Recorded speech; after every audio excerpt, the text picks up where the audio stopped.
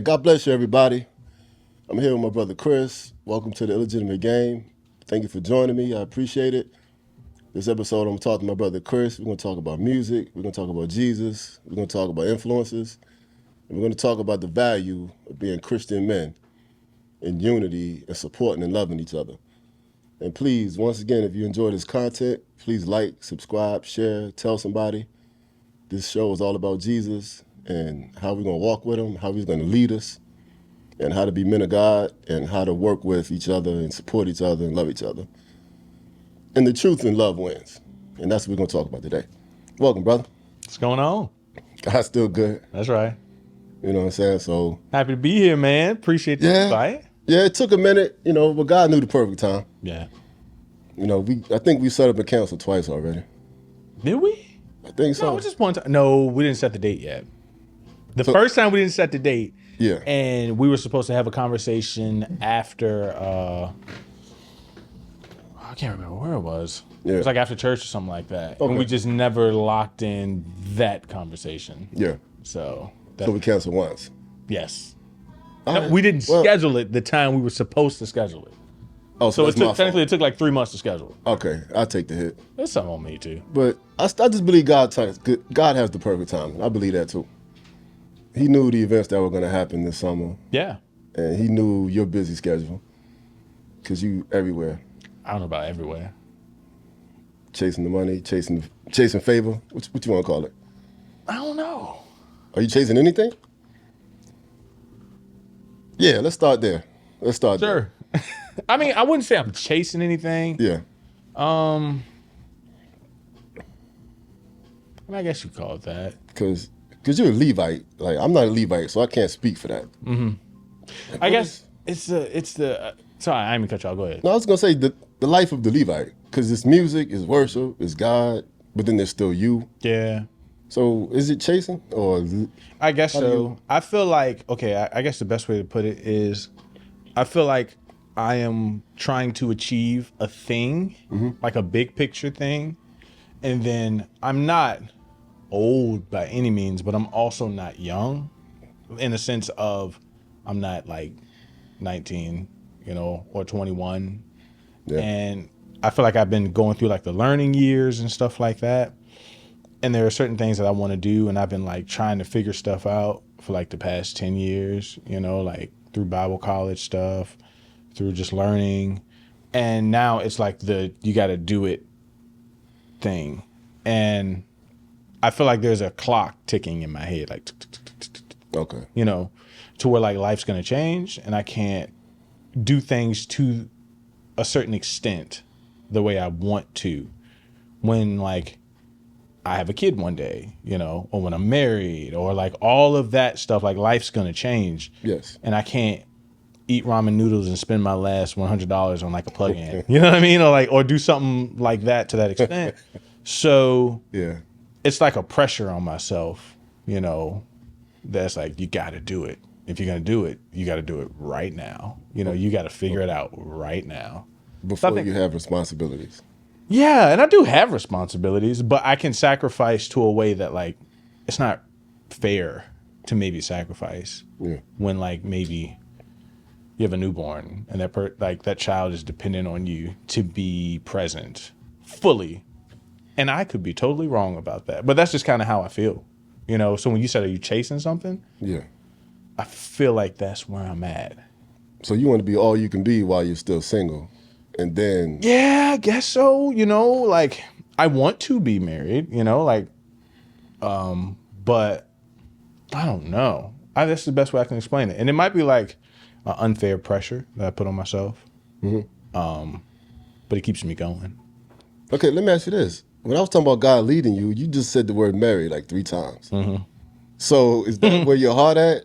Or, yeah, like I want. Okay. Or is she saying something right? Well, I'll put it to you this way. This is a prime example. Like I live on my own. I have an apartment I rent. Whatever. Mm-hmm. Rent's like insane right now. It just went up again the second time. Wow. Just dumb. But yeah. I want to get a house. Yeah. You know what I mean? Like I drive a okay car. I just keep dumping money in it. It's a little old. But it goes and I don't care. Goes. I could have a house or a down payment of a house, but that down payment is sitting in my living room. And what I mean by that is like, I did the math one day. It was like a couple guys that were over, and I just was like, I looked and I was like, okay, how much is all this stuff? And it's a very large number. So that is like the investment right now. Yeah. And I guess that kind of says like where your head's at, to say emotionally, I have dumped everything into that and learning and growing. You know, I went back to school not too long ago. So I do emotionally want to cross that into that area of life, you know, and growing forward, whatever. But I've invested like everything into that. And that's a ministry thing too. Like it's not just buying guitars on guitars on guitars, but it's like trying to get the right guitars and buying the right interface, paying for tuition for school, taking courses, like getting all the equipment, getting the microphones, like getting everything I need to get, versus kind of just like, well, I feel called to do music. I feel called to make stuff. I feel called to step into this area by God. Yeah. And I guess it'll happen when it happens. It's like, if you feel called, you should invest in it. Yeah.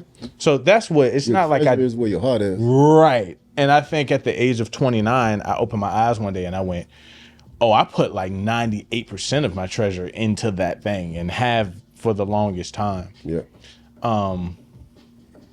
Yeah. And you still got time to paint. Yeah. Yeah. Yeah, that's the artistic brain. Yeah. Just gotta find a way to. So are you trying to monetize it, or are you just trying to be what would you label success as? God, that's a great question. God creating your platform, or you using your gift to make a platform, or both? That's a great question. Because we just talked about, off camera, we just talked about Fred Hammond. Yeah. Like, is that what you would call success? I guess a bottom level, which is like not a good thing, but the base level is to be able to continue to do those things and have a good, blessed, comfortable life. Yeah. To where making music or production, mixing, making songs, whether it be for the church, whether it be for the worship night group, anything, and it's not necessarily costing me to the point where I can't continue to sustain it. Okay. Because making money in music is hard. And the get rich stuff, like there's a reason there's like, what did someone say? Someone said there's like, I'm probably wrong on this, but I know it's close. It's like 30,000 new songs uploaded to Spotify every day. I believe it. And all of those songs are not getting like 1 million streams every year, you know, which I think 1 million streams makes you like $10,000. If that, probably. Yeah. So there's people out there that are making it. They're not necessarily making anything back, but they're making it from their heart because they believe it's going to make a change. They believe it's for someone.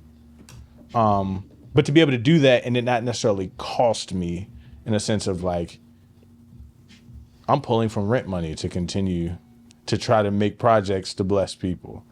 So true.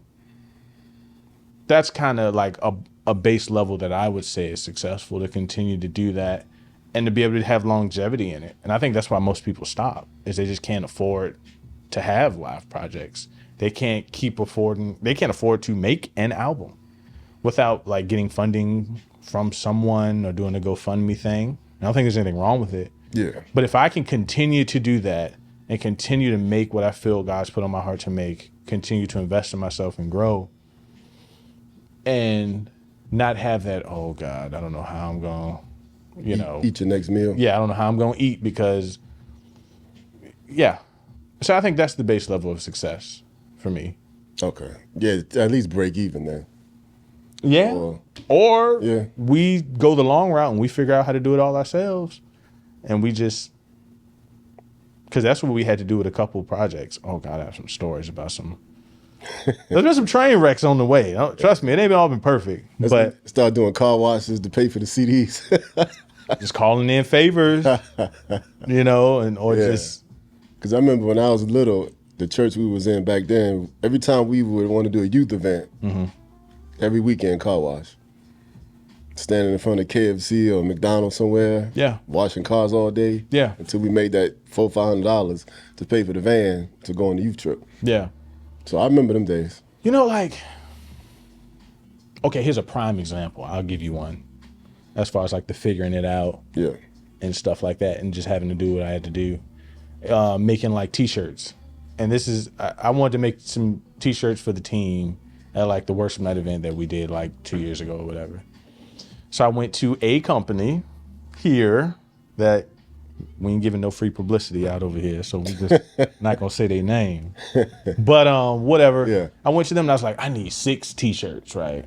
And I like clothing, like I'm into fashion. I know where levels of how much a shirt should cost. Yeah. So I'm like, all right, I'm gonna use this like shirt, and I got my design. And they were like, cool. This will be like, you want like 12 of them? It'll be like $35. And I'm like, you think I'm stupid? That's what it is. You think I'm stupid? $35. But I'm like, that's crazy, because this is like a $10 shirt y'all are making me, but it's gonna cost me $35. So I'm just like, no. Yeah, they want you to buy 500 of them. Which I get it on a business level. Like, they got to make their money. Like, I get it. But I had enough of a brain to go, no. 35. So I'm just going to dig. And I didn't have my business license at the time, but that led me to get a business license. That then led me to figuring out how to get shirts wholesale, which then led me into learning how to screen print, which then led me into this, which led me into that. And that's how like everything's been. Everything's been like figuring it out. You know, that might be a 4-year process, but is it worth it? Oh, not 4 year. That might be a whole year process. Yeah. But is it worth it to struggle for a year, but then like in 10 years, what like did it yield from it? You know, so that's how like everything's been. Yeah, there are those moments where God will send you down that trail to learn 15 lessons to get one thing done. It all comes together. And then 1 year later, you're the master. And you're like, wow, I didn't even know I can do all that. Mm-hmm. Just like the book. I designed that whole book to cover everything. I remember that. I remember when you gave that to me. Yeah. I remember when you finished it. I still have that at home. Yeah, I learned so much just designing my own book. And then I wanted to start my own publishing company, which led me hours and hours on the computer in the library trying to figure it out. Yeah. And that's when I started motivating other people. Like, yo, writing the book is easy. They're like, no, it's not. That's funny. Okay. That is funny. You said something that's funny. Here's why I said that's funny. Yeah. You said writing a book is easy, and they're like, no, it's not. I feel, and some people are going to be like, you're wrong, whatever. I feel like anyone can sing. I didn't flinch. Amen. I didn't flinch because I wanted you to know I meant that. Here's why I Amen. said I meant that. Amen. I remember going to Bible college. Like you just sparked that up. I remember at Bible college, and I was okay. Like I was okay. You know, I could sing a little bit back home, you know, and stuff. And Brian put a lot of time into me, and it had my confidence up. Brian Pound. Yeah. Shout out Brian Pound. I Shout out love you, Brian brother. Pound. I love you, man. Yeah. And I went to Bible college, and I sung, and I did my audition, and it felt like everyone was better than me. I made chorale, whatever. Yeah. But I took lessons for like 2 years, and I was the very annoying guy that was doing like vocal exercises and warm-ups like every day. I remember to this day, there's a guy named Jordan Gobin. Shout out to you in Indiana, wherever you are, whatever you're doing. But he used to take naps at noon, and every day at noon, he lived on the floor underneath me. All you heard was, ma, ma, ma, ma, ma, ma, ma, like just doing exercises. But I saw the change go over 2 years, you know, that I went from like never being able to really get solos, and I just worked on it and worked on it and worked on it and tried and auditioned and tried and tried and tried.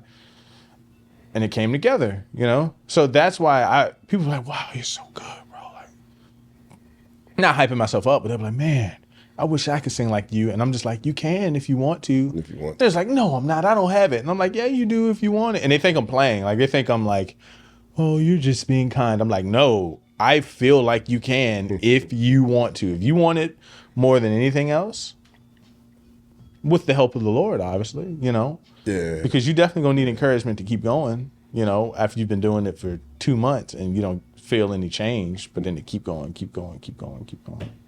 Yeah, that's one thing I loved about my mentor I met back in 06. Mm-hmm. is he was able to break the Bible down to those basic lessons. How everything's not a ghost spirit war. Jesus ain't gonna fall out the heavens and give you them vocal cords. Yeah. You have to drink your lemon juice and practice. Mm-hmm. And he just broke it down like one of the lines he used to say all the time said, if you think you can, you can. Mm-hmm. If you think you can't, You can't. can't. He was the first person I ever heard say that. I've heard other people say it, since then, but Yeah. I just sat there like, wow, didn't even go through the Bible and tell us you can do whatever you want to do. Mm-hmm. The book of Proverbs talks about it. Jesus talks about it. If you do the work, you'll get a result. God will bless the work. Our issue is, especially with social media, is we compare. Oh, yeah. So I could spend, they call it, you ever heard the 10,000 hour rule? Yes. I could spend 10,000 hours practicing to sing, and you could spend 10,000 hours practicing to sing. Mm-hmm. But I may never be Luther Vandross, but that doesn't mean I can't sing. Yeah. You may be the perfect Chris. I may never sound like you, but I'll be the perfect Derek. But we're not supposed to sound like each other. That's where we fail. Yeah. Because I can't do what Luther Vandross does. I'm sorry. Mm-hmm. No, I'm not supposed to be. Yeah. There's only one Chandler Moore. There's only one. And you know Smokey, what? you know what I mean? So on like building on top of that is I think we're like Yeah. addicted to perfection, That too. perfectionism, That too. and nothing's perfect. I was seeing a Christian therapist for a little while. Good resource. Pastor knew about it. Whatever, cool. But that she said something one time. I used to say things, and it used to get really annoying because I would say things. She'd go, "No, don't say that. Say this." Yeah. But really, she was like shaping my mind, and I was just like, "Yeah, it's just not perfect. It's not good." And she said, "Okay," and I was just like, "What do you mean, okay?"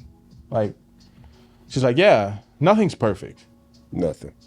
And we know that because we say it in church. There's only one thing perfect in this world, and that's Jesus. There's only one perfect man. He was the perfect man. We preach it, and we, oh. But then, like, when we apply it to, like, our work, or we apply it to, like, our lives, or things and projects and stuff, Yeah. and then you'll be like, it's just not good enough. It's not perfect. And it's like, I know. And she literally, like, drilled this saying in my head. She was just like, finished is better than perfect. And that sounds crazy because you'd be like, no, you want perfect, but you're never going to get perfect. So finished is more important. You know who else says that? Who? Tim. There it is. Finished is better than perfect. All the time. Finished is better. Thank God for a good producer. That's right. But yeah, go ahead. But it's true. Like, finished is better than perfect. Finished is better. I am about to put out a song that is 2 years old. But it's finished. It's finished. And it's good. But I sat on it for 2 years. Yeah. I have another song that, like, it took time. It was the perfect timing. Like, it was the timing to wait. But sometimes we sit on things and it's like, it's not perfect. Man, I made a t-shirt for someone the other day because I'm trying to, like, get into making t-shirts for other people, Say word. Trying. Oh my God, it's such a hard learning curve. It's so frustrating. Okay. But I'm trying. Yeah. Whatever. And I brought it to him and I was like, bro, here's the shirt. Like, it's not. He said, bro, that looks cool. And I was just like, oh. I'm not gonna charge him. Like, it's my boy too, but it's for his company, and I'm learning, and he's letting me like use his graphic to try and screen print and stuff. Mm-hmm. But in my mind, I was like, I can never show him this. But he wears that shirt, like, it's not perfect in the sense of it's crisp edges and whatever. It looks like it's a distressed vintage kind of shirt thing. But he liked it when he saw it. I was like, that's kind of cool. Now, that's not what he's going to pay for. Yeah. But the idea of like, yeah, that's cool, man. Good enough for him. It was good enough. Or I could sit in my room and make shirts for 3 years and never show anyone anything because I'm just like, it's not good enough. It's not good enough. It's not good enough. Or music, it's not good enough. That reminded me of this gospel rapper I knew. This is back in the day when we had CDs. Mm-hmm. He had an entire closet full of CDs and boxes. And we were sitting in the living room one day talking, and there was another gospel rapper in there with us. Mm-hmm. He was like, yeah, man, I want to start my next album, and I got these ideas, and da-da. His man was like, yo, you got a closet full of CDs. We need to sell those first. You trying to record a new album, sell this first, build your audience, and then go on to the next thing. You have to grow. So, it's a process of growing. There is a very well-known artist that I followed since like, oh gosh, I followed them since 2011. Yeah. and they win Grammys now. But I remember when they were making music with their friends, and it was just like, this is the young person that makes music, and I'm young and I want to make music. And I wouldn't necessarily say it was horrible, but it was creative, and there was someone who liked it, and they just kept putting out stuff. And you go back and look over their discography, and it's like, wait, they just kept getting better. But we want to wait until like we make Grammy music or Grammy albums. Yeah. Hey, I believe you should put your best foot forward. But like, I know people who mix and would mix for other people, but they won't mix their own stuff, which is weird. You know what I notice about that? I think, well, I know because I went through this myself. Mm-hmm. I don't think, sometimes we don't want to reveal our heart, especially when it comes to art. Because if I'm singing, because when I used to rap, it was the same way. I wasn't never scared that people didn't like me rapping. I was afraid of how you might judge my content because I might say something personal. So I need the art, the music, the beat. I want everything to be perfect. So when you see my heart, you don't single that part out. So if you like the song, that's cool. But if I say this one line of something vulnerable, you might hear that and judge me. So I used to hold on to my rap songs for a long time. I didn't want nobody to hear it, except for the 3 people close to me. And I would still be sitting in the car sweating when I put the CD in. You know, it's funny. It's like, I think different genres, I'm processing if I should say what I'm about to say. It's nothing bad. It's nothing bad. It's nothing bad. Appropriate. Yeah, because rapping, you coming from my heart, my experience. You know, in every other style of music, we do that. And I think we can hide with Christian music. Because you're talking about Jesus. You know what? You're right. Because if I wrote a song, you're right. Because if I wrote a rap song talking about Jesus, if you don't like it, there's something wrong with you. Something wrong with you. There's something wrong with you, brother. There's something wrong with you, brother. I'm praising the Lord. I'm praising the Lord. I can't. You need to get with this. If you don't like it, you're going to hell. But then, oh man, you know what? There's a song that I just wrote. Oh, when did I write it? Yeah. I wrote it yesterday. Yesterday. Because I was really sad and bothered by something, so I wrote a song. And the first word was I was made in God's design. Maybe I'm a little too kind. Like, and the reason I said I'm a little too kind is because in that moment, I wanted to confront someone about how I felt. Okay. I was upset. But I have the tendency to not vocalize my feelings with my friends, and it's people pleasing. Okay. You know, like, it's people pleasing. So I'm just like, just don't say nothing, it's cool, let it go.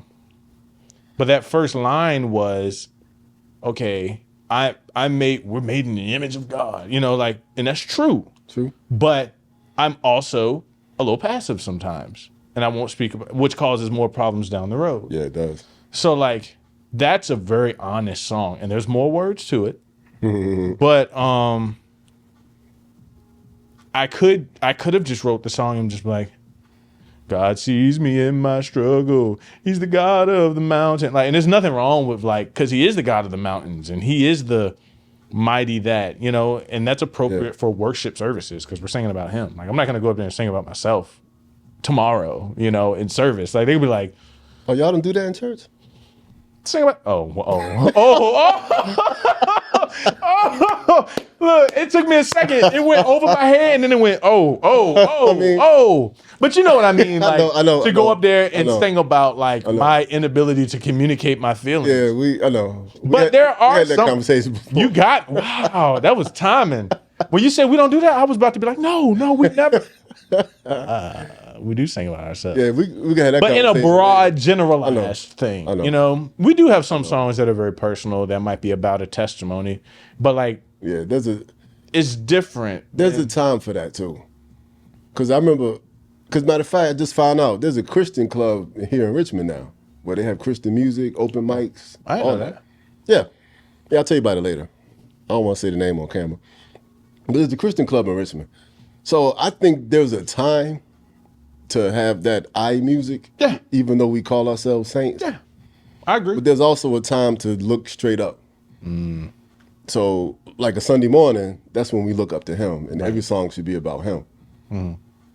You You know, it's the setting, like the appropriate setting. Yeah, No, I get what you're saying. Just like the Christian rap. Yeah. If I'm in the hospital and I have a family member struggling, I ain't gonna be in there Christian rapping. That'd be a little odd. Yeah, that's a worship moment. Right. Uplifting. I'm laying on my face moment. Yeah. Shekinah glory moment. Because we ain't gonna be rapping in the hospital. I need Jesus. People do it. No, I understand what you're saying. Yeah, it's about the appropriateness of like, the setting. Yeah, because I meet people who claim to be Christians who hate Christian rap. I'm like, yo, you can't hate that. That's their expression. Well, There's a time for it. I get how some people have association things, and like maybe for them, it was such a hard thing to give up that music thing. You know, like you said, even like spoken word environments or like Christian slam poetry or like. Yeah, I went to one of them too. That was awesome. But to the person who that environment maybe was associated with something else. Okay, I guess. But then just to say the style, like, I'm thinking about what I was going to say. But do you have to, say, like the way my mentor explained it, I quote him a lot. I already told you why. He was there when I got saved. But I don't have to hate it. It just may not be my favorite cup of tea. I think that's a maturity thing, But you don't have to hate a thing. Yeah. Like Christian rock. I don't listen to rock, period. Right. But if there's a Christian rock concert, I'm not going to hate it and preach against it. I ain't gonna lie though, some of them screamo worship joints back in the day when they would take songs and put it in minor keys, it was a little scary. But I don't have enough it's a little scary, dog. Yeah, but do we have to have enough time? Do you have to hate it? Yeah, I mean, if it's edifying There's a and time for they're lifting up, you know, God in their own way, it's traditions. It's just traditions, you know, like and how. I don't have enough time to, like you said, maturing. I learned through the years. I don't even have enough time to preach against and hate everything now. There's so much more, like you said, edifying stuff I could be doing. Yeah. If you're taking all your energy to hate a thing, what are you actually loving? Yeah. You only have 24 hours. Am I going to hate on y'all for doing that? Because see, that's one of the main things I had to learn. My teacher kept saying this over and over again. Who does the saving? Jesus, right? So he's going to get everybody he's going to get when he's ready to do it, when they're ready to submit. So who am I helping by hating? Yeah. I could love these 5 people instead of preaching down on them. God's going to get them when they're ready. He does the saving, not me. Yeah. And some of that is like church culture of like how some people are, you know, and sometimes we model things how like our parents were, you know, or some people are from hellfire and brimstone. And that is, you know. Somebody just got triggered when they heard that. Somebody watching this is going to get triggered. But then some people, I was about to keep going. Did you see me pause? I was just like, but I paused, whatever. Yeah. And that's okay if that's your cup of ministry and that's your preaching style. Some people are very like, I don't want to say motivational speaker-ish, but some people, that is their approach. Like they're a lot more easygoing. They're the communicator that's like easy to understand. So people are used to the hooping. I need my organist to back me up and you gotta, you know, and I think like, you know, before coming to, you know, the organization in church where, you know, I'm at now and where we're at now, I moved through a little bit with my dad, you know, and we saw a little bit of everything. Yeah. You know, and coming from where I was raised, it was that shift, you know, and stuff like that. And it's just tradition. It's just people like church a certain way and that's their thing. Okay. You know, but I'm not going to get mad and just throw shade at the person who goes to the church where they shout every service. Like, and I have friends that we need a good shout. Like what we would do to like a deep worship, glory cloud, man, you could just feel the presence of God. And we were on our faces crying for 30 minutes. Yeah. They get the same thing from shouting for 30 minutes. Like it's refreshing to them. Like it's God came in and touched them and it lifted their spirits. Or they got a word or they got this and they did that, you know? Yeah. So A good organ to get you there. It can get you there. I've been there. I want to shout, man. I've been there. My feet just don't move the way it need to. I learned how to. I learned how to move in those environments. I know how to. Yeah. I got my arms and I got the bounce. I just can't glide. Can't glide yet. I don't know. Yeah, and that's cool. I mean, But the hate thing though, like what you said with the hate. Yeah, hating doesn't. I don't. It doesn't help anybody. It makes you look horrible, honestly. I would call that a different form of pride.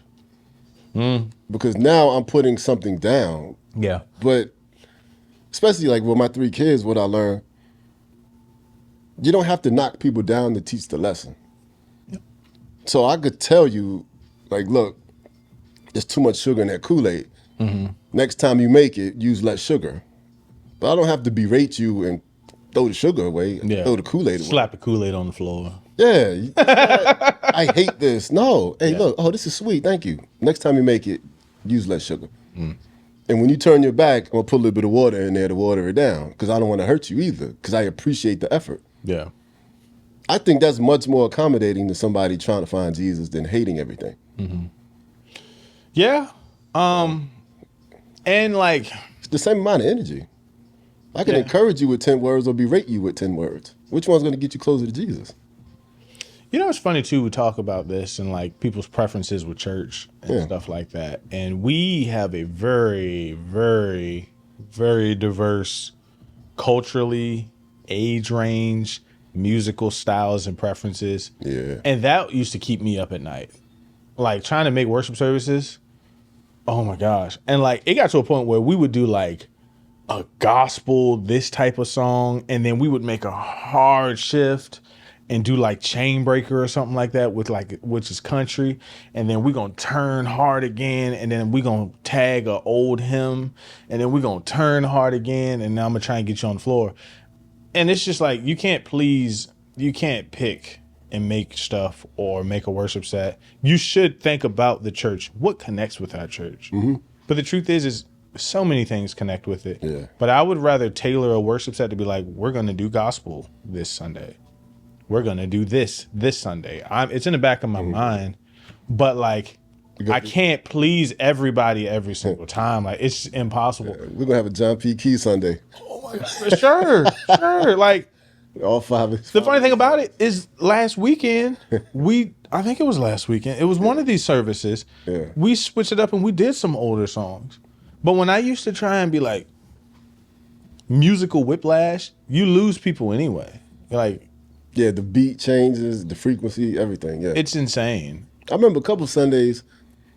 I can't remember what the event was. Oh, I was about to say Cinco de Mayo, but there was a few Sundays when y'all was singing songs in Spanish. That was mad fun. Yeah, because I was pretending I knew Spanish. There it is. Like, Look, I know when someone don't know it because they'll be like right here with me, but the minute the head's like right here and they're up at the screen, you get that clap. That was me. And they squint. I'm like, oh yeah, I don't know it. But it's okay. Like we have such a loving church. Yeah. But it's just, thankfully, not as many people get mad when we don't do certain things. But hating on other musical styles, I don't understand it. You can poke holes in it too. Yeah. If you want to, you can be like, oh, do you like guitar? You like guitar? And they'd be like, oh, I love when that guitar is going. You'd be like, oh, well, that used to be bad. Because guitars were considered. The drum was demonic once upon Drum. Oh, you better not come in this church with them drums. I remember that. Or them guitars, you better not come in here with that world music. Like that was guitars and stuff. So I remember the old churches with no air conditioning, no carpet, and everybody had a tambourine. But then if I do that and I start poking holes in things, and I get called in the pastor's office, and he's like, you shouldn't do that. I'm like, yes, sir, sorry. But the hate with the musical styles is. Because when I first got saved, I put myself in a sanctification box. I'll say there was maybe 6 months, maybe 6 months. I hated everything because I was scared of everything. Yeah. I was put myself in a sanctification box. Like, okay, God, you got me. And one of these days, I'm gonna share my whole testimony with you because it was a very dramatic, traumatic moment. So I hated everything. Like I wouldn't even go into a room with a television because I was like, okay, Jesus, what are we gonna do now? So I hated rap. I hated everything for a long time. And then I want to say it was Shekinah Glory. I fell in love with that album. You remember that song, Yes? I think so. You said, yes, Lord, will you say yes? If I told you my will, would you say yes? I'll play for you later. Yeah. But this is too. Like, I want to lie on camera and be like, yeah, I know that one, bro. And then I'm just like, actually, yeah, because they had Awesome God on that album. Desmond Pringle did that song. I'm not going to grab my phone and look it up. Yeah, because William Murphy was on it. But anyway, there was a time when I refused to listen to gospel rap because I used to be a secular rapper. So it was about 6 months. I ain't want to hear nothing affiliated with hip hop. Then little by little, when God let me know you're not going to hell for music, it's about me and you, then I started letting down those barriers because I was walking in fear, not faith.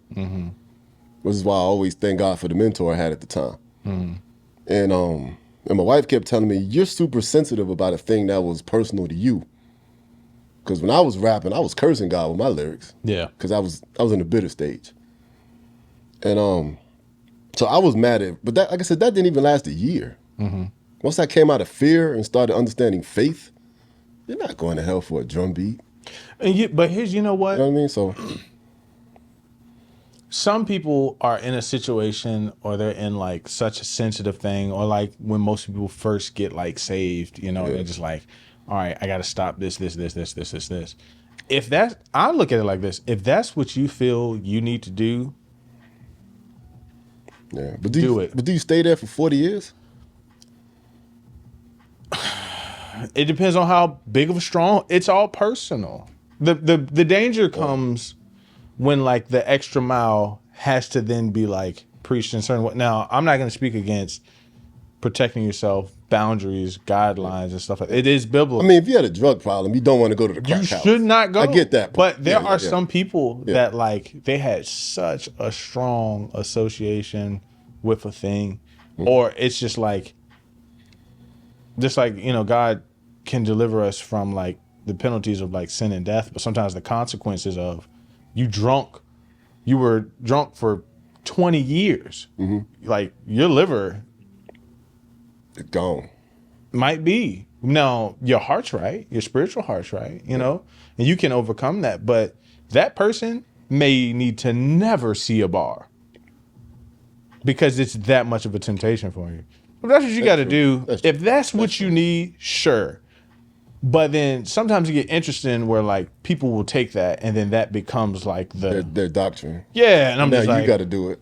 Right, and and at the same time, like if that's your pastor, you chose to be under that pastor, so you should probably follow that. Like you chose to be that. You didn't have to. That's funny because I saw, you just reminded me of this video I saw on TikTok. This pastor got on stage and maybe 5 or 10 minutes, he spent the whole time talking about women's clothing. And somebody in the comments was like, sir, that's your problem. Yeah. You're lusting after those women. Why are you talking about this he just went in. And I'm like, something must have happened at that church. That's what I was about to say too. It's like, because do you stay there that long? Media is tough sometimes. And I will say like, our bishop now, he would be really wise sometimes. And not wise sometimes. He's a very wise man. He's a great man. And there'll be those times where he go, this is not a live stream moment. Can we turn the live stream off upstairs? Okay. Because it's a housekeeping thing. Okay. And sometimes we put housekeeping things on the internet and it's like, this is for this church. This is for this body. This is something we need to address right here that we don't need to broadcast and may not be edifying for everybody to the internet. Okay. So yeah, that person might be like, that's clearly something you're struggling with. And it's like, no, you don't go to that church in East Tennessee. Wherever. And all the girls are struggling with this. He's got 20, young adult girls that might be dealing with this thing. So he might have felt, I really got to say something. God's leading me to say something. So something happened. But you put it on the internet and they're just like, you're a bigot. You don't have context. Yeah. You don't have context, so you don't know. So I'm slow sometimes to be like, judge. Like with the hate thing. You throwing stones at something and you don't know the full picture. You don't even attend that church. Yeah, that's what I thought when I saw it. Because he went in and of course it felt extra.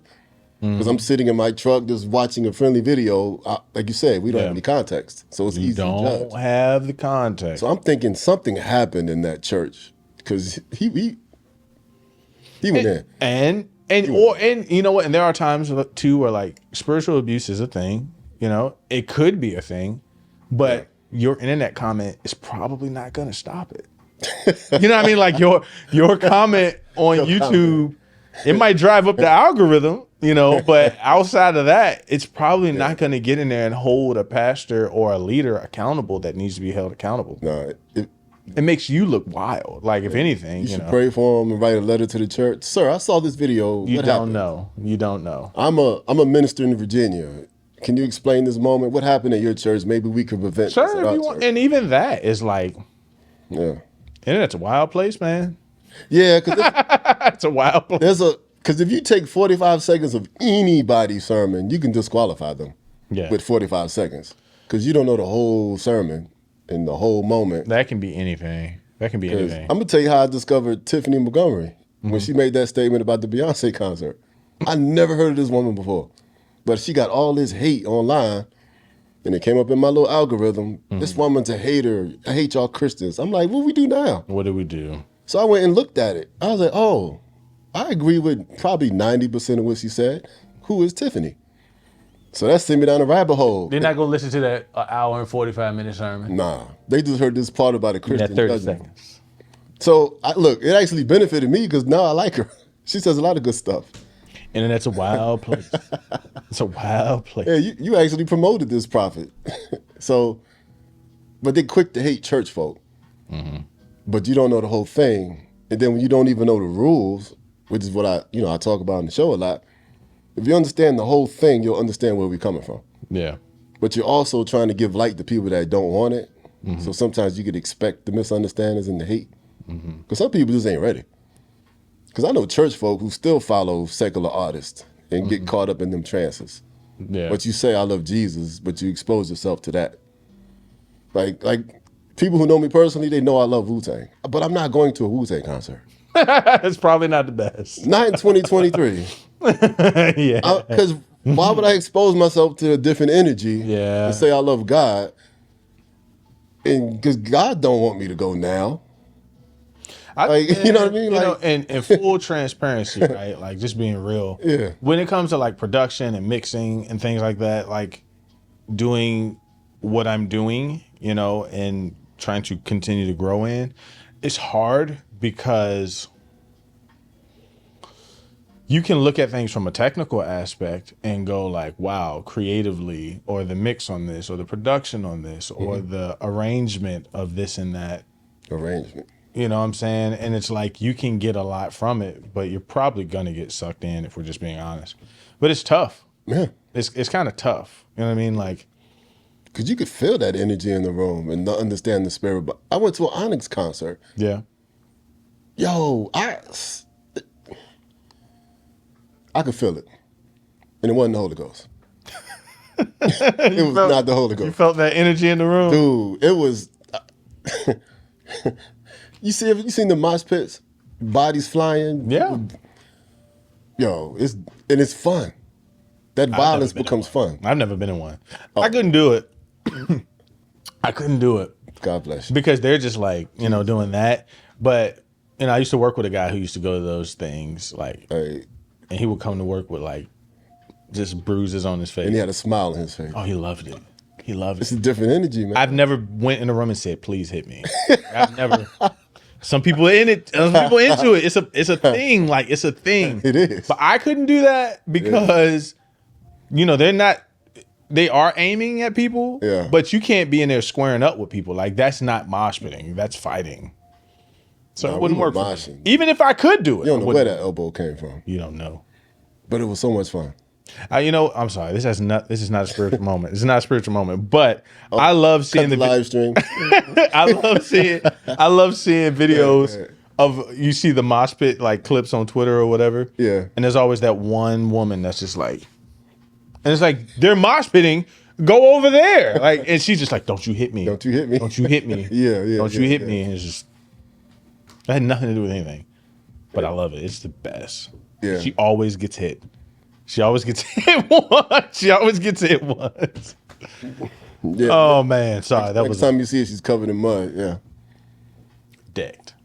They call them smashing pumpkins for a reason. Smashing pumpkins. Are you teaching me stuff? You teaching me stuff. Yo, you remember?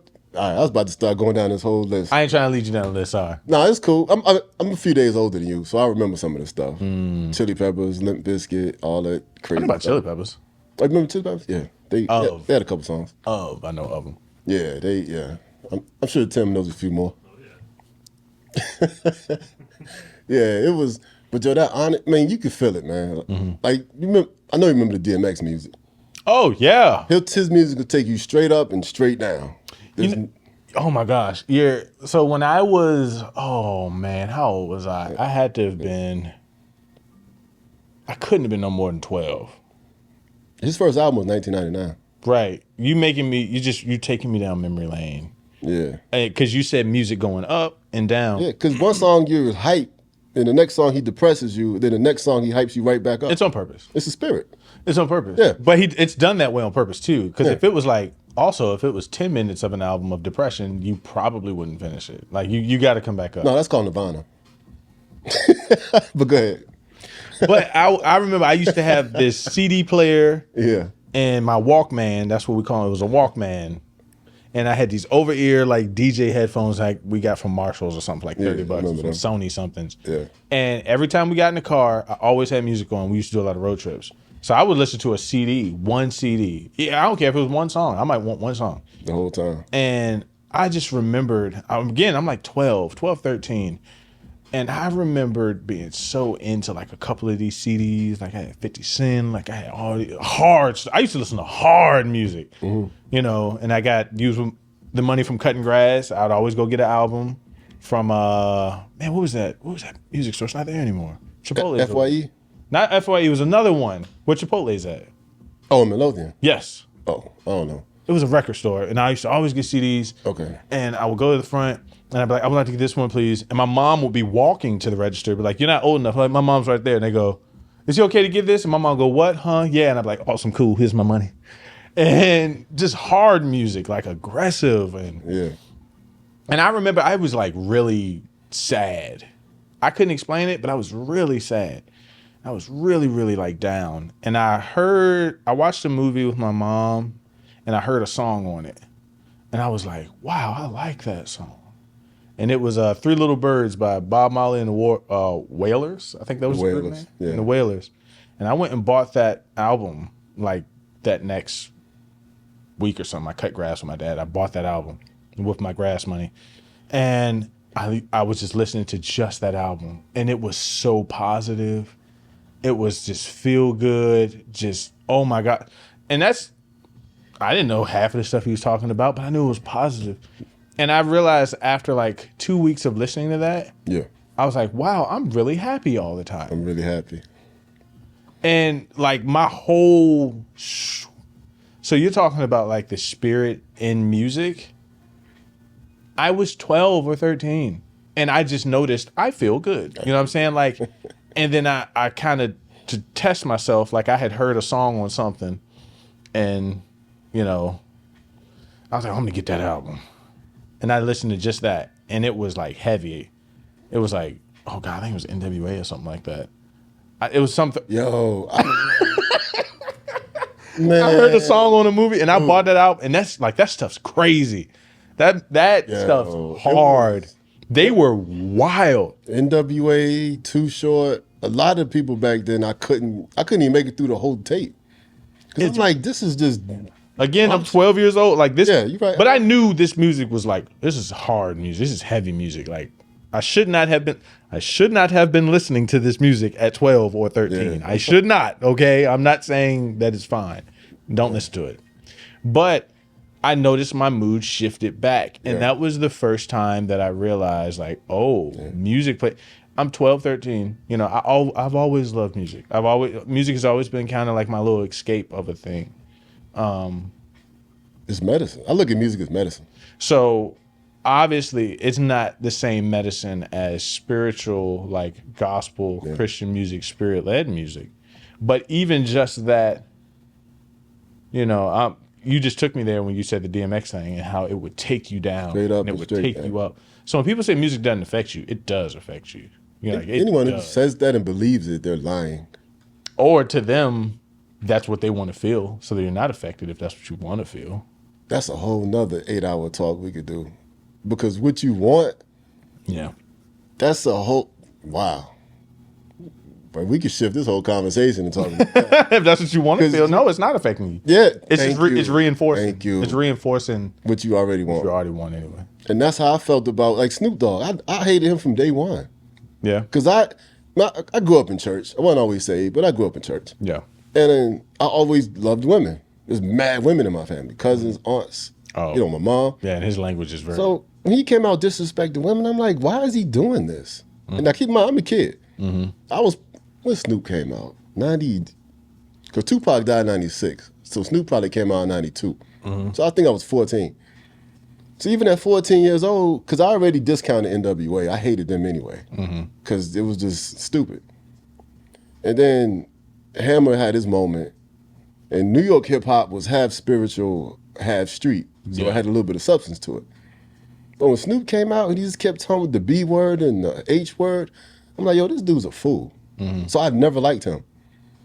And I don't want to discount God, but I didn't need the Holy Ghost to tell me that's wrong. Why is this dude talking bad about women so much? I'm going to school every day trying to make girls happy and laugh because I want them to like me. Yeah. He's disrespecting these women. So I never got into his music. Yeah, I don't know. There's like the art argument where they go like, But that's not art. That's predictive programming. That's brainwashing. Like, that's demonic before I knew what demonic was. yeah. And then he made that Murder Was the Case video. You remember that? I didn't see that. Oh, well, it's clips of it. You may not want to see the whole thing because it's a spell. Oh. But there's a moment when the devil came in his room and turned into a black crow. So I'm like, yo, this dude's stupid. So even though I was a sinner, there was a limit.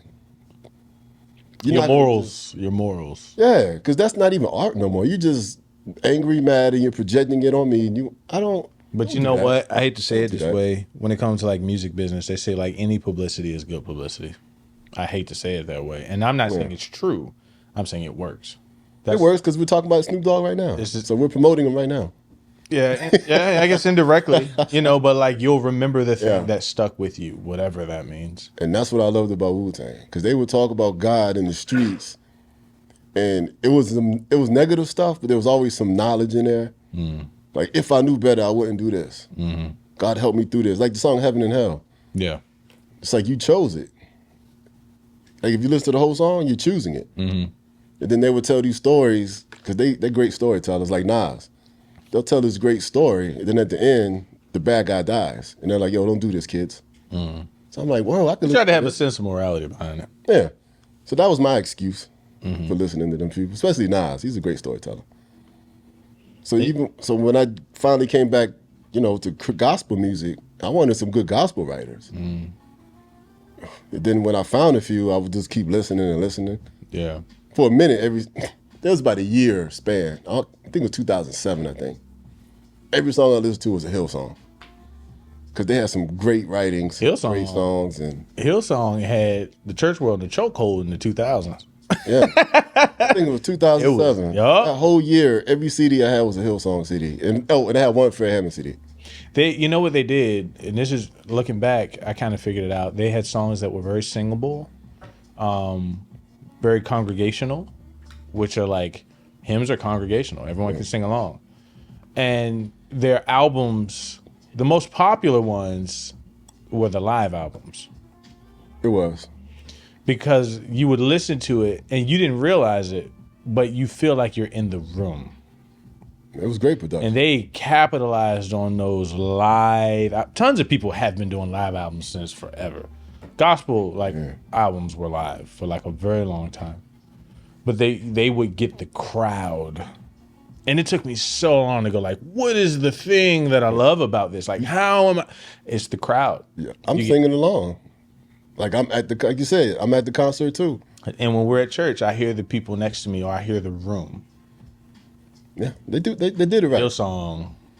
They did it right. I feel bad for them in some ways. And you used the word earlier about arrangement. They would get you to this peak and then bring in the next piano. People forget. I don't agree with some of the crazy stuff that's happened, whatever. Lots of churches have had issues. It's not okay. I don't condone it. Yeah. But, I mean, That music got They me had through some. for a minute. they got a lot of people through. Donnie Check had that voice. Emmanuel, gone. Like that one word. Like the first time I heard that song, she said, Emmanuel. I was like, wow, Emmanuel, I'm singing. So it's like I said, music is medicine and energy. Yeah. And there's a couple of them Hillsongs I listen to at the gym because they just be killing the drum. Like that song, Everything. I don't know if you remember Everything. But that drum part, like, girl, Keep going. Yeah. You hyped up, boy. Yeah. Yo, I play that. And then the live one, there's an 11-minute version of it on the live in Miami. You can listen to that album. I can play Live in Miami all the way through. So you already know what I'm about to say. Yeah. That drum part in the middle, when I be at the gym and I need a kick, yo, I play that Hillsong joint. Them drums larger than life, man. Dude, that Live in Miami song. You seen the video? Yes. Okay.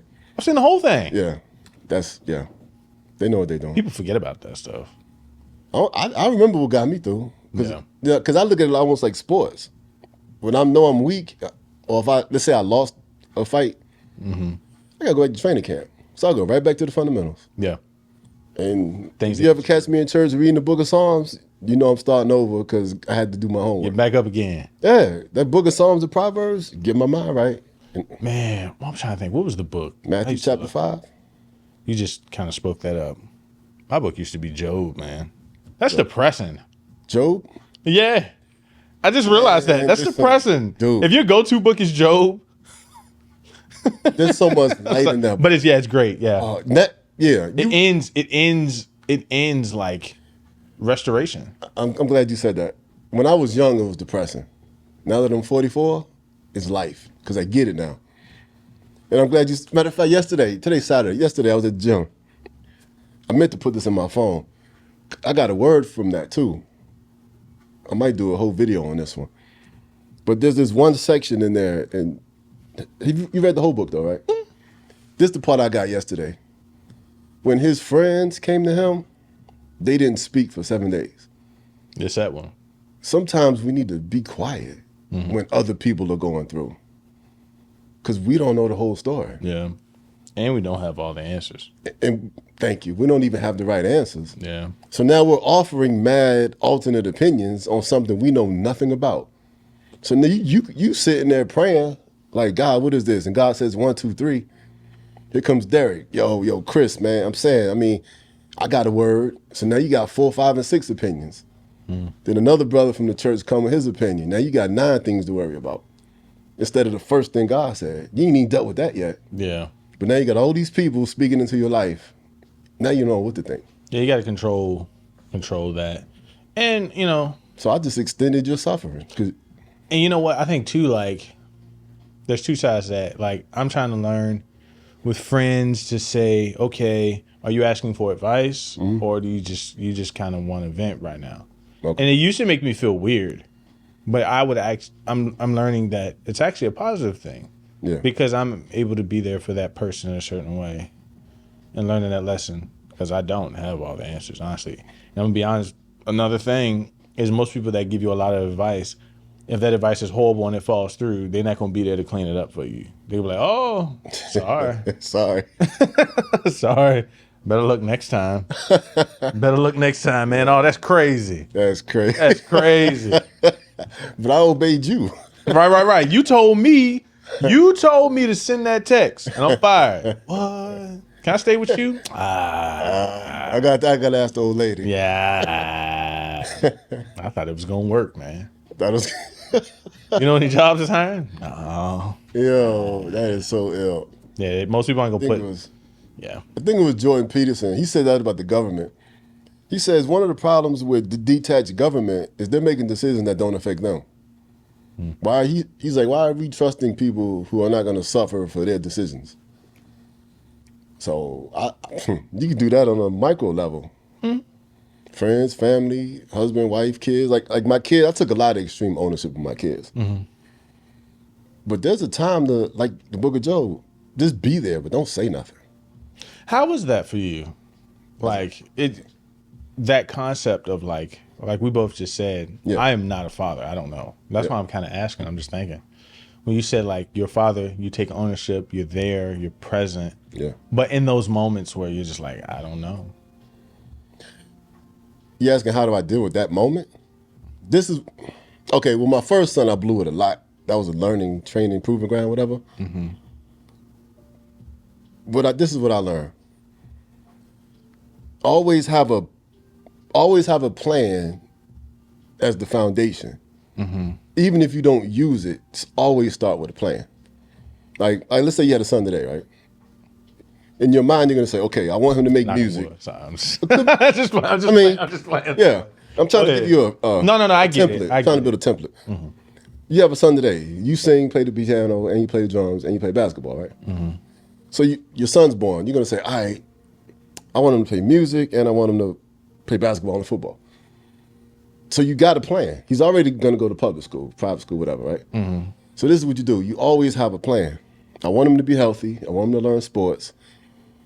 I want him to have Christian friends. I want him to be in Axis. So every Friday and Wednesday, you know he's going to be at church. That's your starting plan. Every day we're going to read Psalms 23. That's your starting plan, right? Mm-hmm. So when all hell breaks loose and you don't know what to do, you stick to that first plan. Okay, I don't know what's going on. He's going haywire. He got kicked out of school. We still going to church Wednesday. Yeah. We're still going to church Friday. Yeah. You're still gonna do your music lesson. Something has to stay disciplined and standard and coordinated and consecutive. Okay. Because what happens is, if you don't have any order in your life, everything's out of order. That's structure. But if you have a structure to begin with, when things go out of order, you know that's the problem.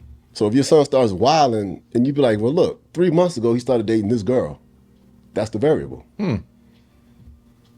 So pretty much what you're saying is have structure and pay attention. Yeah, because because something has to be orderly.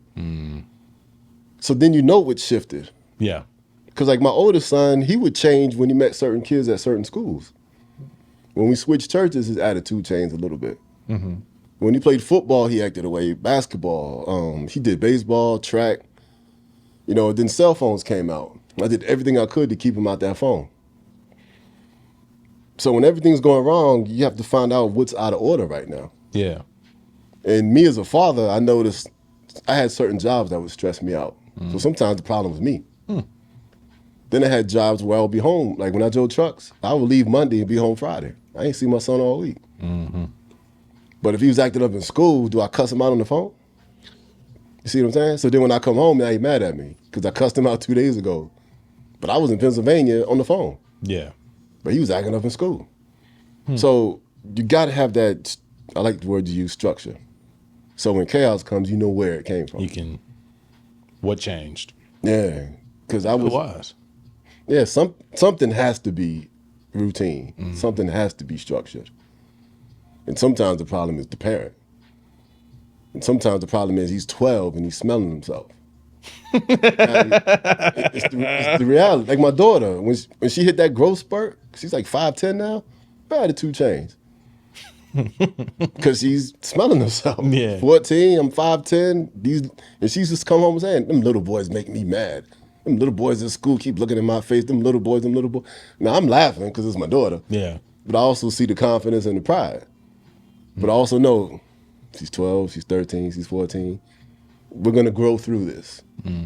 Just don't buck at me. I'm still dad. Don't get crazy. Yeah. Don't get too crazy. Yeah. Just keep smiling, hugging me. I'm going to give you your money. You ain't got to bully me. And I'm going to give it to you anyway. Yeah. We spoil the girls. But that's the beginning. Now, I settle like to say this. You got to do that in your own personal life, too. I got to have a routine and a structure. I'm going to tell you what. Hey, pause the tape. And yeah. Oh my gosh. I'm not one that subscribes to burnout. Yeah. Creatives, first of all, we're the worst. I hate to use that term. It's like cliche. Hey. We are the worst. Like, oh my gosh. Was it Edgar Allan Poe who said there's a hairline between genius and insanity? It's absolutely insane. I think Edgar Allan Poe said that. Somebody put that in the comments. I think Edgar Allan Poe said that. Because you make things based off of like inspiration, right? Yeah. And I'm in a weird place and I will tie it in. Here's another thing. I was in such the emotional space to be able to communicate with that song I was talking about writing earlier. Now it's the next day. Okay. You have to fix the chords. You have to finish the words. I'm not sad anymore. You know what I'm saying? I'm okay. I had the conversation. Now I have to go back to that place, and I don't have that, but the discipline and structure of finishing a song. And a lot of creatives do that. They get inspired, motivated by a thing.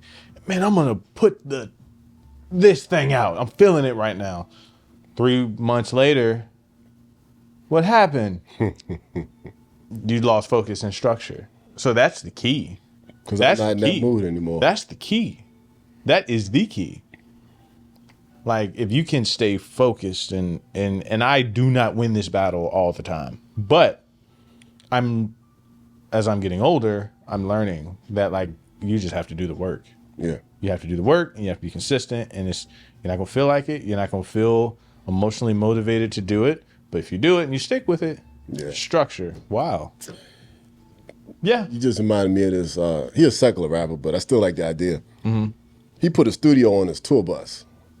That's smart. Because he said, when the moment comes, I want to hit it right now. Yeah. So he started making beats and rapping and doing everything on the tour bus. And then when he got off the bus, he laid it down because the work was already done. So it's kind of like you said about the mood. He never left the mood. Yeah. He did it right there on the tour bus. Right there. So now I just need to go in here with the mixer guy and perfect it.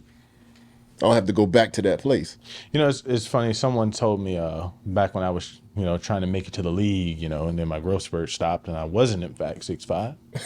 Stayed at 6'1.5". Yeah. Since 8th grade. Never happened. I should sue that doctor. But no, I'm just playing. But I just remember at a camp, one time, this guy was saying, there's like probably 24 more LeBron Jameses out there playing ball at their local park that didn't make it. Whether it was grades, whether they weren't disciplined, whether they didn't work hard enough. Yeah. That's just naturally gifted. 6'8", you can't teach that. That's just God gave them that thing. But there's only one LeBron James in the sense of he followed through and took it all the way through. It's like that with music.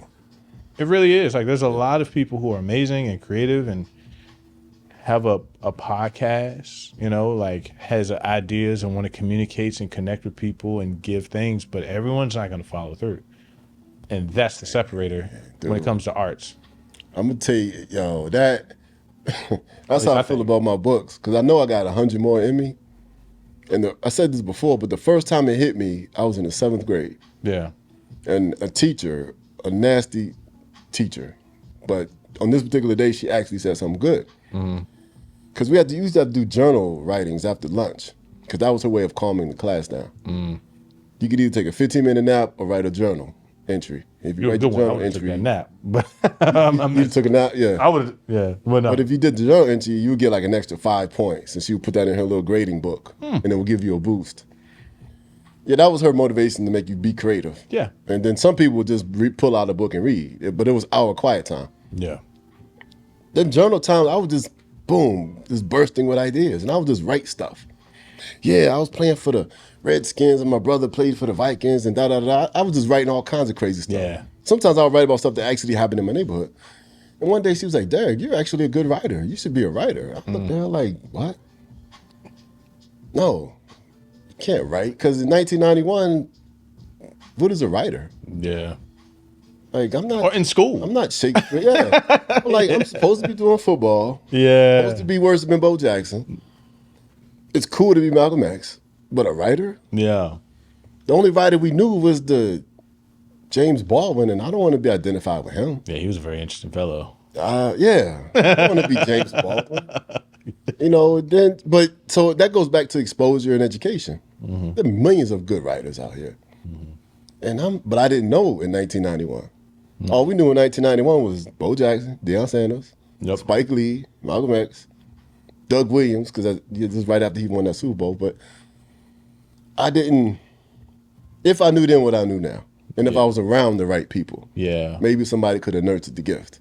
Exposure breeds a burden. That's what Jim Saliva was an instructor at my Bible college. Yeah. And he used to always say that exposure breeds a burden. And it's true in a lot of different ways. Like you said, you've been around it. In a lot of ways, being around some of the, I had the love for it, but being around it and seeing people do it, or the first time I got to go in Vito DiGiovanni's like studio space, and he had his own this and that set up, and I was like, ooh, that's nice. I want that, you know, but. Because there was a couple of rappers in my neighborhood, so part of me wanted to rap. And not at that time, it was Naughty by Nature was hot. Yeah, I saw it. Then Pete Rock and See Us Move came out, talking about Chocolate City, Caramel City, and they were half Muslims, whatever. And they were talking about loving black women. Mm-hmm. So, okay, I could do that with a jazz beat. So what is jazz? Yeah. So I got curious about jazz music. But if I met other writers, now that I know what I know now, God called me to write. Because even when I look back at my old rap songs and my notes, I was telling stories then. And God was bleeding my heart then. But I was... You know, I just thought of something, putting the pieces of puzzles like together. Yeah. A lot of people don't realize, like, okay, there's this is cool. I want to rap. Rapping is cool. But we didn't want to write because that won't cool. But Grandmaster Flash was a nerd that took stuff apart and put it together. That wasn't cool. But he did a thing and was able to figure out a system, and that kind of became cool. And a lot of the musicians are the people that didn't go to the parties and didn't whatever. I wanted to apply myself into that. I don't know. I just had a moment where I just went, you know, because even with, like when I was in high school, yeah, we was playing football. Like, ain't nobody want to. I did take musical instruments lessons and sung in the choir at church stuff. Yeah. But I wanted to do the football thing. Like I wanted to be Larry Fitzgerald, even though I was a defensive end. Yeah. My coach wouldn't let me wear number 11, but that was cool. You know what I mean? Like, I took band class for one semester and I actually dropped out. I was like, I want to learn the guitar, but that wasn't cool. But if I had stuck to the thing that wasn't cool then and kept on going, yeah, maybe we'd be a little further down the road with some stuff. But it was all in God's design. It was just, you said that and it kind of, I don't know, it was very random, but it was just one of those, it was like, that's odd. The most famous producers from Virginia, what's the name of their group? You talking about NERD? Oh, yeah.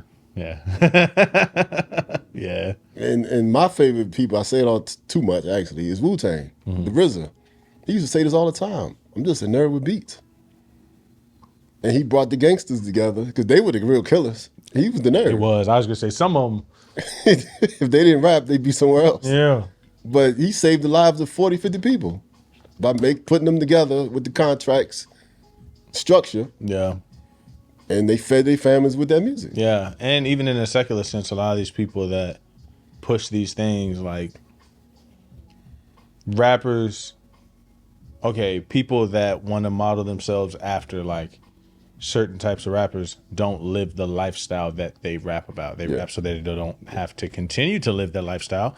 The ones that do continue to live that lifestyle usually die or other things. So, and one of them faked it until he got shot. And his whole life was a lie. Yeah. He shot himself in the elevator. So, yeah. Remember that? Like, the joint with Tupac. Remember they said he got shot 4 times in the elevator? That whole story was a lie. He got shot once, and he shot himself because he got scared. Yeah. Yeah, he shot himself in the leg. Artists make personas. It's a persona. Yeah, the whole thing was a lie. Now, couple of them. Some of them, we know some of them lived it. Yeah. Like 50 Cent. We know that was real. But he still, it's funny, like I listened to his audio book where he's talking about like leadership principles and certain things and about music stuff. I was bored back when I was driving that truck at Centos. I listened to all kinds of stuff. But one of the things he talked about was, he did say about structure and the people you keep around you. He had a strong no fighting policy. He does not drink. He does not smoke. And the times that he would do shows and stuff like that or public events where people would push him to want to drink, he would dump alcohol out of the bottle and put ginger ale in it. So it looked like he was drinking, but he's totally fine. His mind is clear. But you can't look the way he looked and be a drunk. No. Alcohol literally burns muscle. You can't look like that and drink alcohol. So it's a persona. Alcohol deflates muscle. But it's sold. And people that want to live the life buy the product. What did we say about 12 minutes ago? You believe what you want to believe. So I want to be deceived. That's one thing Joe Budden said that I agree with. He said the problem with the internet, he said, is the internet took the camera behind the curtain and now you can see the Wizard of Oz. Mm-hmm. So nothing we do is awesome anymore. So now everything just got elevated and exaggerated. Well, when you play the popularity game, that's where we go back to the negative publicity. Because even the women, every woman artist that comes out now is naked because she ain't got nothing else to hide. So I had to be naked to get your attention. It made me. So I'm sorry, we just keep rabbit trailing. No, but cool. I heard someone say something about, everyone knows about Flavor Flav. Yeah. As an artist and how crazy and wild and all this other stuff and wearing clocks and the crazy reality TV shows that he did later in his career and stuff. But someone said he actually is like a musical prodigy. And he's one of the most amazing piano players you probably ever heard. I believe it. And then it was on Instagram and they cut to a clip of him at like some big music convention thing. He's playing classical music on the piano. I believe it. Like he's good. Like he plays classical music. He's like 50 something now, whatever. He's sitting at a piano and he's just, and it's amazing. I would have never assumed that because all I've seen was some of the like wild stuff attached to that it. made him famous. And all of that, I'm kind of glad we went down this trail because it also shows what happens when you have the world versus God's kingdom. Because when you're in the world's kingdom, it's all driven by flesh and pride. So now we have to get into all the theatrics, the ratchetness to get attention. Got to court views. But if you're doing it God's way, he draws all people unto him. It should be. So why can't we use our gifts and talents to lift him up? You'll still get the money eventually. Mm-hmm. But the beautiful thing I learned about the kingdom is you don't always need the money. You just need doors open for you. And he'll open those doors and take care of it. Or at least he'll give you the raw materials to make what you need to make to get to the doors too. And when you're living for God, you don't need 7 Bentleys. Be nice. But no, you don't.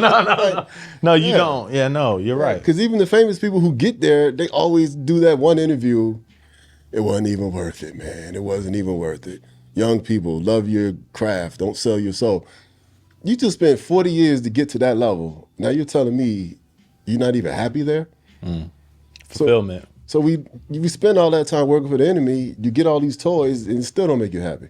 So if you just stayed with God, he'd have gave you enough. Yeah. And you never would have had to go to that length. Yeah. Because my favorite female artist has always been the one who never took her clothes off, and that's Lauryn Hill. Yeah. So you can be, famous, get your money and all of that, and just operate in your talent and maintain a spiritual life. Yeah. I don't want to call her a Christian, but she never took her clothes off. She had a sense of morality, I guess, about her work. Yeah, like earlier when you said happy, her album was one of those happy albums. Mm-hmm. MC Hammer, you listen to MC Hammer, you're not going to be depressed when that tape goes off. Yeah. So Lauryn Hill was more positive. So you can use your God talent gift and still have a good life. Yeah. And you don't have to go to those extents to draw attention because it ain't about the flesh. You're glorifying God. Yeah. That's what I learned. Yeah. Because God's going to give you enough. But you have to want God. It's true. And, it kind of made me think of some things. There was kind of a season where people were really bashing some of these music award shows for some of the crazy stuff that was coming on. Yeah. And I agree, I don't think that's a great thing to put on television. And it's wild.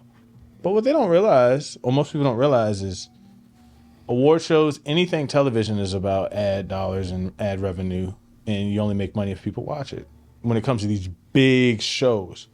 So if I'm going to build a show, we're going to give away awards, and we're going to have some people perform. I'm not building a show. Yes, I do believe that there are agendas behind stuff that people go, we're going to push this on purpose because this is but just as heavy is they're going to give you what you want. They're going to put people on there that people want to see.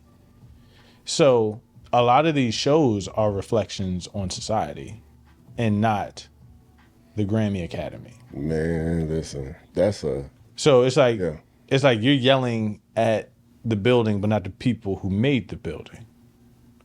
And that's what you're missing. Is like they're putting that on television because your kids are streaming the song.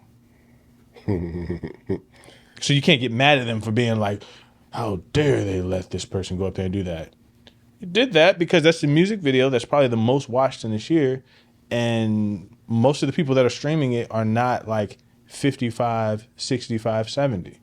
They're from the ages of like 17 To 12. like 12 or 35, 17 to like 35. Oh, okay. Yeah. So it's your kids and you're like, so parents have to have structure Yeah. and pay attention, like you just said.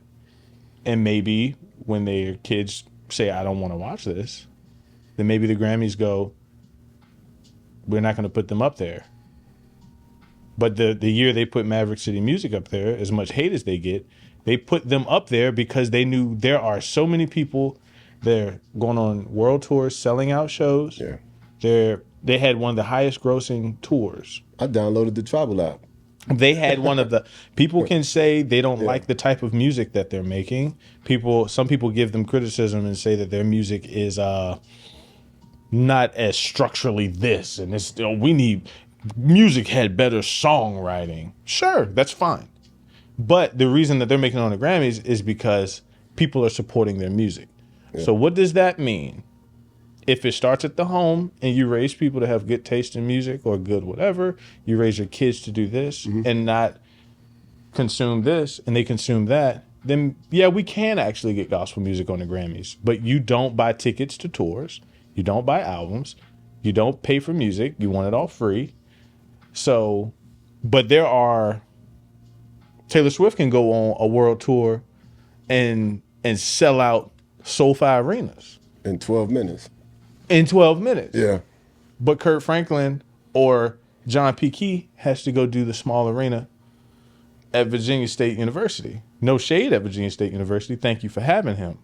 But he should be able to go sell out big arenas. And maybe the Grammys will go, this is what people want. This is what people want. So if your community supports their artists, Yo. then they will be on television Somebody like they used to. Who was the Christian artist that said that? You said if you want more good music, y'all need to start buying our music.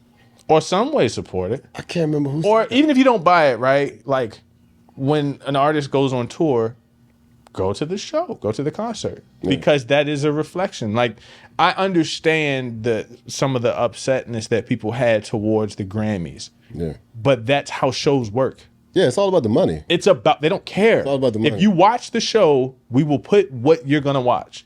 Yeah, and whoever's watching is who we're going to If Taylor Swift didn't sell one ticket and another artist who felt in whatever, right? Yeah. And then you had named 17 gospel artists that had the highest grossing revenue tours, they would be on television. That's true. Yeah, because when Mary was hot, they got a TV show. You're right. You got a TV show. They got a TV You're going to see them on award shows. Yeah. You're going to see them on certain things. Because they were selling. So that means your dollars are not backing what your voice is saying.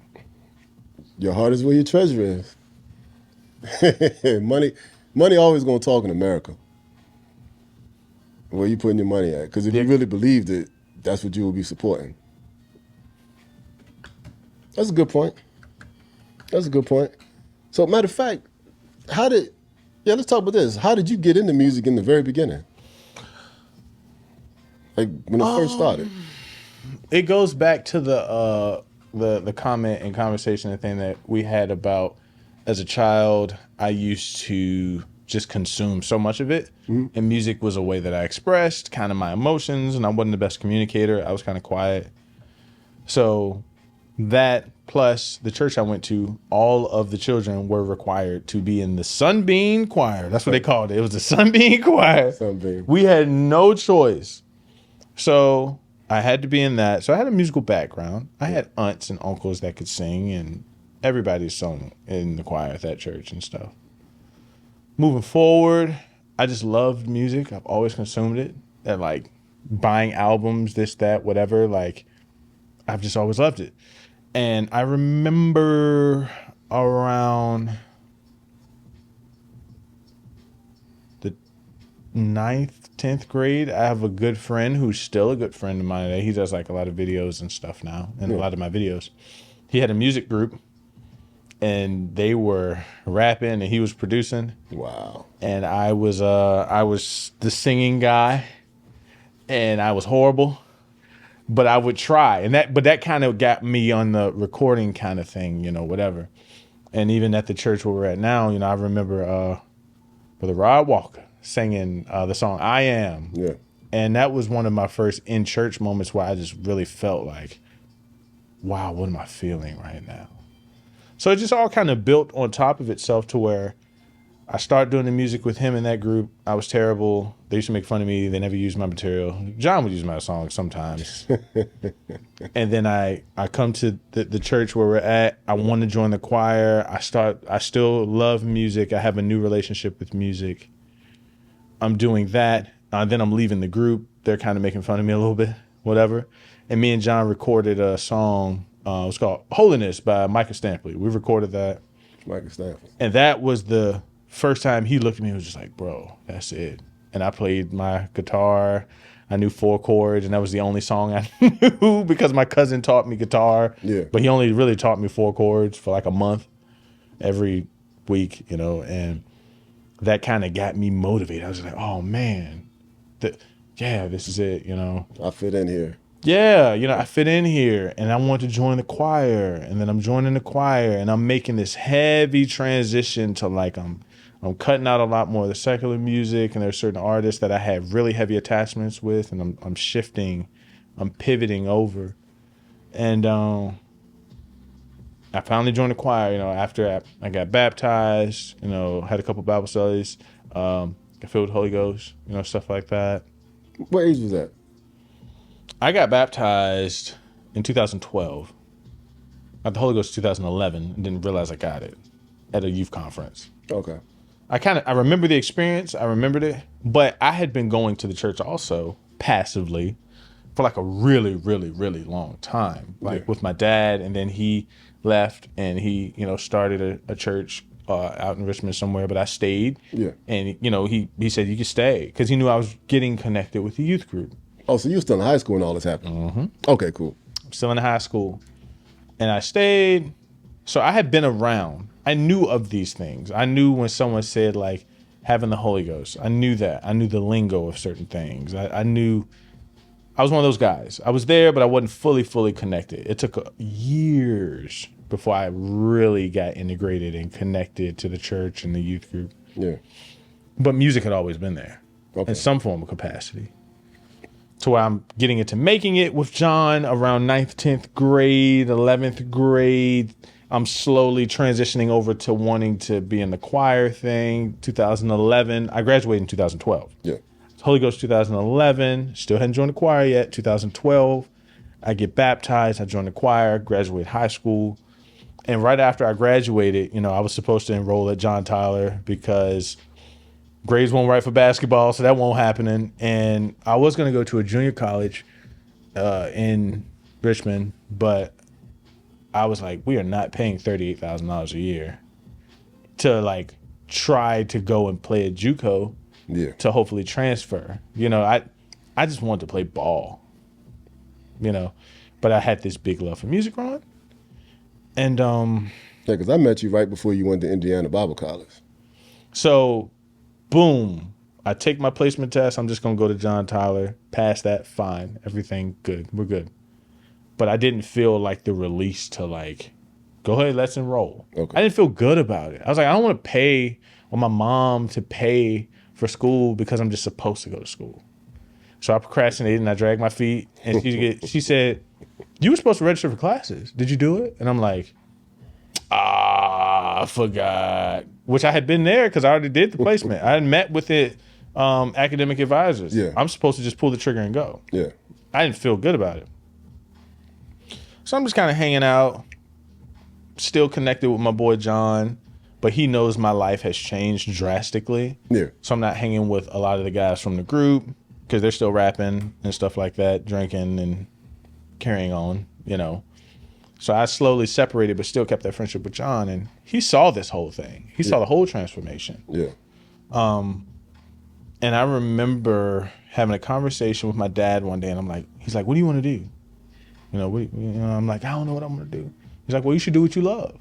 And I was in the choir this time. I was loving ministry. The new guy, I'm new, like fully integrated to the church, the ministry. I'm gun ho. I'm fired up. I'm like, I love music. I love singing in the choir. That's what I'm going to do with my life. I said it like that. It's actually, when I think back on it, it's crazy. It's like someone should have told me, what do you mean by that? Speak those things. But I was young. I was excited. And we be prophesying and don't even know it. But the thing, though, is I'm such a feeler when it comes to music. And we talked about the emotion stuff earlier. Yeah. That felt right. And I remember I went and talked to Brother Brian. I'm like, you went to Bible college, right? He's like, yeah. And I'm like, I think I want to go to Bible college. Now, imagine someone who's been going to the church loosely for the past 4 or 5 years. Loosely, very loosely. Mm-hmm. When his dad stopped going, he would kind of come, kind of got consistent. Yeah. But he'd be here one Sunday, wouldn't be here one Sunday, be here one Sunday, wouldn't be here one Sunday. And then eventually he gets to the point where, oh, cool, he got baptized. Cool, he got the Holy Ghost. 3-4 months later, he wants to go to Bible college. God's doing something. He was doing something, though. And I remember talking to Brother Brian, and he said, well, if you want to go to Bible college, great. But you go to Bible college for ministry, and you go to secular college to build a career. I didn't know what that meant. I was just like, yes, sir. Got it. I went. I didn't know he was trying to say, if you want to go and get a business degree, make a lot of money, get a nice paying job. That's what he was saying. Go there. Yeah. If you want to build a ministry, develop your ministry and your craft and grow spiritually in these other areas, which may come with some form of financial whatever, may not at all. And for a lot of people, it doesn't, and that's okay. But it was the right choice. But whatever. So I'm like, okay, I go talk to pastor at the time. Yeah. You know, he took some time, and I think he saw my growth, and he saw how like excited I was. And he took a chance, and he said, okay. But he knew my parents were behind it, and my parents were talking to pastor all along. Yeah. I didn't know it, but they were having phone conversations. You know, like, don't this and that, da-da-da-da. And from there, it just went. So you know it was God? Looking back, yes. Okay. In the moment of then, it just felt right, and it was a lot of naivety. But it felt right. Like I don't know. That's him. It was him. That's him. Because it could have ended horribly. Like I could have went, and it wouldn't have been the right thing, and life could have fallen apart. And it won't all like sunshine and rainbows. There were like uphills and downhills. That's life. But you don't know that as a 19, 20-year-old. I'm gonna tell you the funny part about that. I always try to compare, like you said, you don't have children yet. And I always have this wrestling match with my kids. Mm-hmm. I was born in 1978, and all the stuff that was going on in the 80s, the 90s, you know, the drug wars, the explosion of the mega church, I saw all of that because I'm 44. You watched the change. So I expect life to be hard. Mm-hmm. I think what happened with younger people, I'm going to make it broad, I think young people expect their lives to be awesome because everything looks awesome. The reality TV, the internet, everybody on Instagram is beautiful. So I think the next generation grow up thinking they're supposed to be awesome. And then when things get hard, they quit. Mm-hmm. Or life hates me, or it's me against the world. No, it's not. It's supposed to be hard. Yeah. So like you said, you know, it wasn't all sunshine and roses. You had to work. We're supposed to work, in my opinion. I've self-sabotaged myself because there are times when I know God paved this yellow brick road for me. And I know it's perfect, but it's so easy I get nervous because I'm always expecting a fight. Mm-hmm. But sometimes God put grace right here. This is Grace Street. Enjoy this moment. So Trouble don't last always. trouble don't exactly. But because I But there are expect it to be hard, Yeah. I'm always ready for the battle. So when I try to explain to my kids is don't if this moment got hard, don't quit. That doesn't mean you're not supposed to keep going. Keep going because you're going to get stronger as you elevate up that mountain. Yeah. But just because there's a mountain there, that doesn't mean God didn't tell you to climb it. Yeah. He wants you to climb it because that's the only way to get stronger. Yeah. So with your career as a, at what point did you realize I'm a Levite? Like God called me to this. Did it happen at the Bible college or before you went? I don't think I ever obviously the fruit is there. Yeah. In doing it. And I've had leaders that have been there for me and supported me and helped me and, spoken a word to me and whatever. But I never had, I would say, I had dreams. Okay. I had things that I felt like I can see that. I believe that. I feel that. But it all, completely honest, it just felt like it was one decision after another and things working out. And not chance, God was in it. But I think that was on purpose because if I saw this, not that I've arrived by any means, I still want to keep growing and new things to learn. I don't know everything. Far from it. But if I had even just saw this, then, or God had told me it's going to be this, and this, I would have ruined it. I would have ruined it. I would have ruined it. Easy. All right. I wouldn't have been the same person that I am because I would have walked differently. I wouldn't have walked through Bible college trying to push and grow to try to better my skills a certain way because I would have known, oh, you're going to be a worship leader. I never expected Brian to leave. Yeah. I called Pastor when I was graduating. Yeah. And I called and I was like, what's next? What are we going to do? He's like, I feel like you should come home. And I was like, and do what? And do what? Sit under Brian. Come home. Serve. And I was just like, yes, sir. And there was, a friend of mine that, there was some things that, that were open doors that I could have went to. And I was like, wow, I'm going to walk right into a big position versus coming home and singing on the praise team. When I had friends that were to be youth pastors, they were going to be assistant pastors. There were people that were going to the mission field. They went straight to the mission field. And I'm just comparing myself to go I'm going to go. We worked, we grew, made praise, finally got to sing solos, sing on the album. Yeah. You did all this stuff. And I'm going to go home and serve on the praise team, and that's just full transparency. So you had an Abraham moment, one step at a time. Yeah. He had to humble me. All right, we're going to end with this because we can do this all night. But I'm just I want to say one last thing on that. Yeah. And then, yes, it was a humbling thing, but I didn't know some of the storms that I needed to go through to grow because I didn't see myself fully in a certain way. And had I not been here and I had went through some of the storms I had went through out somewhere else versus home where I needed to be with a pastor that had known me, since I was in middle school and had the patience and grace to sit with me. You go to someone else's church and you're here because we're bringing you on the team and we're hiring you.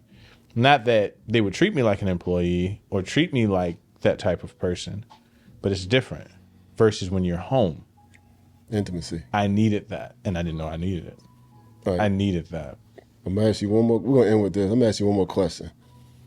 I like the part when you said you didn't know. But when I just said we be speaking prophecy and don't know it, I like the part when you said all the storms you went through. Because God gave me exactly what I asked for. But I didn't even realize it till I went through years of consecration and God brings it back to make it make sense. So I was a child in Germany. I still remember this. It's crazy.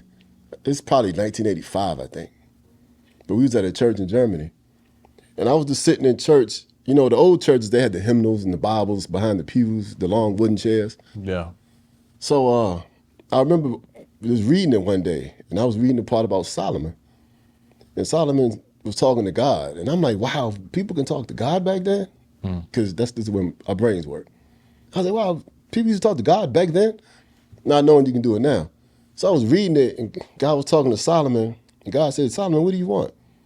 Solomon said, well, God, I could ask you for money and gold, but I want wisdom. I want to save my people. I'm paraphrasing. You know the chapter. So I'm like, God, I want to save my people. I want to lead my people. I want to be a good king and lead everybody else. I don't want money. And God said, okay, Solomon, because you asked for wisdom and you love them, I'm going to give you the money and the gold anyway. Now, I was probably 7, 8 years old. And I was reading that. I was like, wow. So if I love people, God's going to give me the wisdom anyway. And then I'm going to get the money and the gold and I could be the leader. That's what I want. Yeah. Now, keep in mind, I'm a child. And it literally hit me. Like, so I was like, okay, God, give me wisdom. I want to save the world. I want to lead people. I want to be a king. Kings are awesome. I was 7, 8 years old. And I looked at my mom, and it was one of them good mother moments that you remember. Because I'm sure you got super memories with your mom and dad, too. They were in the ministry. I was like, Mom, look, Solomon asked God for wisdom, and then God gave him the gold later. My mom was like, yeah. I said, can I have that, too? Yes. He said, yeah, ask God for wisdom. Just one of them moments. And so the Holy Spirit know what he's doing. So I was like, wow. So I just remember sitting there, okay, Lord, well, give me wisdom. I want to save the world. I want to be somebody. All the hell, almost all hell broke loose. But it was a whole lot of stuff. We'll talk about it in another episode. But I went through so much between the age of, I want to say I was 7 or 8. Yeah. Because I moved to Newport News when I was 9. It was 1987. So from 1986 to 2006, I went through so much stuff. And I really think God was educating me, teaching me, forming me, and a lot of it wasn't my fault. I made a lot of mistakes. I did. I went to jail a few times, but it was all a lesson to help somebody else. And I asked for it. Yeah. Because I asked God for that super wisdom, that worldly, spiritual, God, man wisdom, black man wisdom, all that. Yeah. You can only get it through experience. Yeah. And you don't know it if you haven't experienced it. Like, I could tell you how to play chess, but until you lost a few games, you don't know how to win. You learn. So a moment ago when you said all the storms you had to go through to get your seat, if you knew, you would have said no. Oh, facts. Facts. No, So like, we'll end with this. What did you know about your calling? Or what did you expect? Or what did you want? Because I'm going to frame it like this. Let's say there's a 12-year-old out there right now who wants to be the next Fred Hammond, the next Israel, the next Maverick. What would you tell them about your walk and growing up as a Levite? And I would say the baseline thing is just invest in your relationship with God. Got to have that. It's hard to be like a spiritual minister and not be spiritual. Obviously, you got to know the Lord to worship Him. Invest in serving your church, whatever that looks like. So if you're on the praise team and you're like, man, I'm called to music, serve, dive in, dive in. Take every opportunity that, with the guidance of your leadership, obviously, especially when it comes to ministry and singing and like stuff like that. Not to say like your pastor wants to control you, no, but more than likely he's trying to protect you because he knows things that you don't know past other stuff. But with the leadership and guidance of your pastor, take every opportunity that you can. That's right. So develop your relationship, take the opportunities, and then dive into your craft. The Bible says play skillfully. And you can have the heart of a worshiper, but if you can't hold a tune, it's hard to give you a microphone. Or if you can't play, eventually it will be distracting and pull away from what's going on. So you have to dive into your craft and whatever that is. Like, there's no way around it. There's no way around it.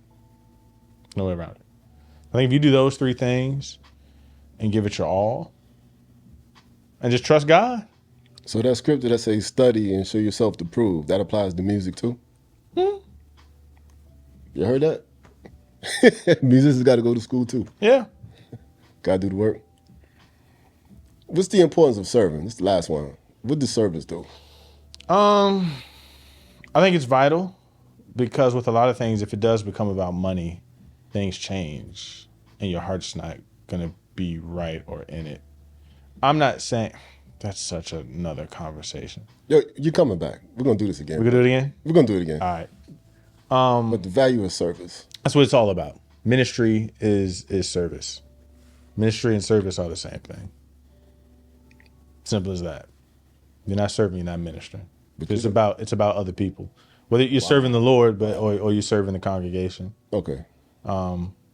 If I'm leading to show you how amazing I am, then I'm not either pointing towards Christ or trying to be connected with the congregation to see what's going on.